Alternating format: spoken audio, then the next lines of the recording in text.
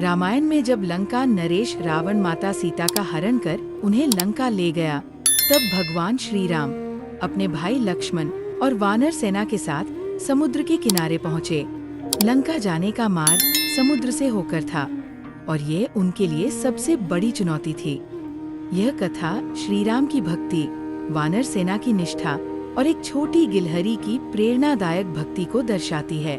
श्री राम ने समुद्र देवता से प्रार्थना की कि वे उन्हें रास्ता दें। 3 दिन तक वे समुद्र तट पर खड़े होकर ध्यान करते रहे, लेकिन समुद्र देवता ने कोई उत्तर नहीं दिया। जब समुद्र शांत नहीं हुआ तो भगवान श्री राम को क्रोध आ गया। उन्होंने अपने ब्रह्मास्त्र का संधान किया और समुद्र को सुखाने का संकल्प लिया। समुद्र में भयंकर ज्वार भाटा उठने लगा। जलचर जीव भय से त्रस्त हो गए। तभी समुद्र देवता भगवान के सामने प्रकट हुए और विनम्रता से बोले, प्रभु, मैं अपनी प्रकृति से बंधा हूँ, आपको मार्ग नहीं दे सकता, लेकिन आपकी सेना के 2 वानर नल और नील को ये वरदान प्राप्त है कि वे जिन पत्थरों को छुएंगे वे पानी में नहीं डूबेंगे। यदि वे पुल का निर्माण करें तो ये सफल होगा। जब समुद्र देवता ने श्री राम से क्षमा मांगते हुए कहा कि वे अपनी प्रकृति के कारण रास्ता नहीं दे सकते, तब उन्होंने एक और रहस्य उजागर किया। उन्होंने बताया कि वानर सेना में 2 ऐसे योद्धा हैं जो इस असंभव कार्य को संभव कर सकते हैं, नल और नील। ये दोनों भगवान विश्वकर्मा के पुत्र थे और उन्हें एक अद्भुत वरदान प्राप्त था। बचपन में वे खेल खेल में किसी भी वस्तु को जल में फेंक देते, लेकिन वह वस्तु डूबती नहीं थी।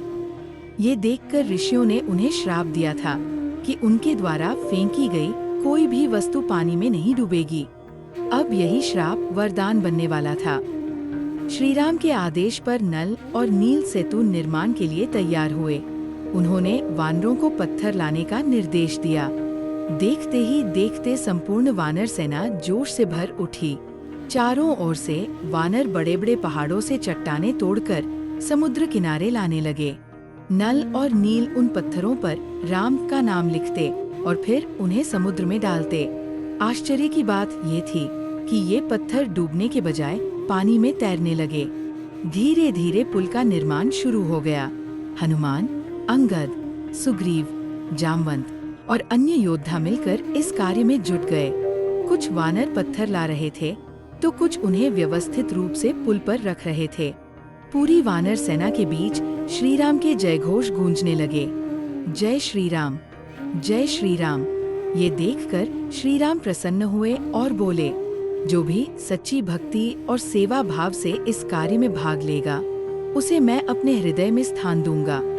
सेतु निर्माण में सबसे अधिक योगदान हनुमान जी का था। वानर सेना बड़े बड़े पत्थर ला रही थी, लेकिन हनुमान जी ने इससे भी आगे बढ़कर पूरा का पूरा पर्वत ही उठाकर लाना शुरू कर दिया। वे हवा में उड़ते और विशाल पर्वतों को समुद्र में डालते। एक दिन कुछ वानरों ने हनुमान जी से पूछा, हनुमान भाई, आप इतने बड़े बड़े पर्वत क्यों ला रहे हैं, जबकि हम छोटे छोटे पत्थर लाकर भी पुल बना सकते हैं?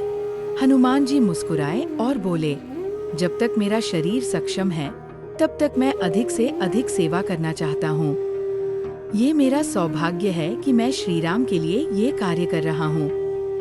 उनकी यह भक्ति देखकर सभी वानरों के नेत्रों में आंसू आ गए।